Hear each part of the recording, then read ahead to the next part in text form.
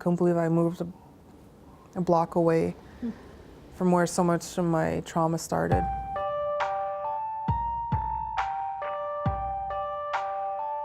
If I go back to being adopted at 5 into a white community and being the only Indigenous person at that time in that community, a lot of racism, even if it wasn't meant to be, it was there.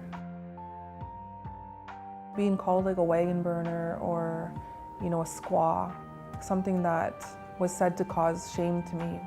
I was told I was part white. I don't know who my father is, so I'm not sure about that. But, not being able to fit into either community was hard.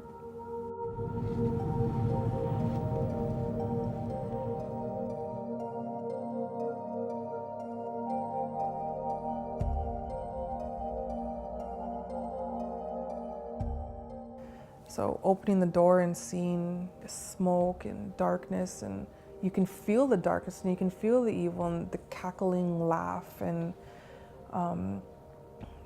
what the dirtiness and just, them using intravenous drugs and, not even knowing what they're doing.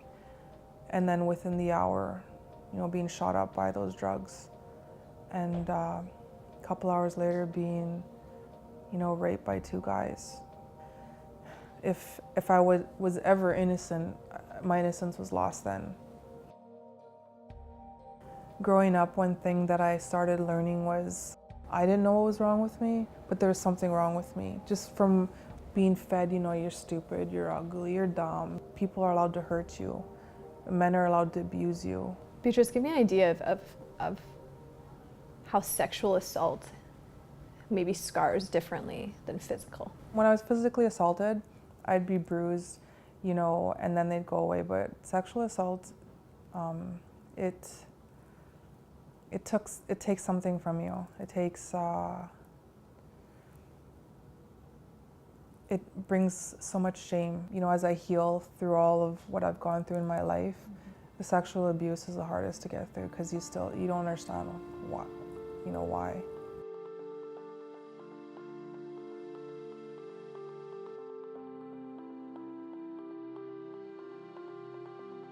Like my whole entire life just really quickly started flashing before my eyes, and that's when I thought right now I look at it and it is by the grace of God that I'm still here. How do you look at God? When you are so damaged and so broken and people in the church are saying, just raise your hands and believe in this man that loves you and died on the cross, you're like, bull, as if he died. Where was he? You have all those questions.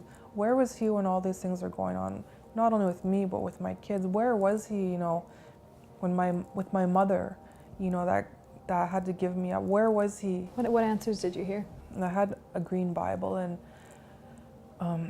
so I wrote a question down, and I was like, who are you? I was praying, and I opened my Bible, and it said, Jesus Christ. And I kept asking questions, and he would answer, I love you. Had this conversation on a piece of paper and the Bible, and just by flipping it open? Yeah, just by flipping it open and pointing by faith. He showed me, I am God. I died for you. My healing journey's been ongoing, and it's me and God. He's my counselor. I've tried to talk to humans, and sometimes it's overwhelming when I share just a little bit. They're really hard to give me the answers that I need. So I'm like, that's okay then. I've gone to counselors and I've ended up starting counseling them. You know what I mean? Not intentionally. It's just they're so broken, and I see people's brokenness. About 6 years ago, I said, you can use me however you see fit. You can use my brokenness. If it's going to bring people to you, because I'm really, really angry at you. I know you're there, but it doesn't mean I'm not angry at you. And if you can still love me and be there,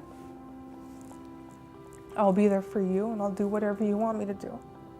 And I've stuck to that.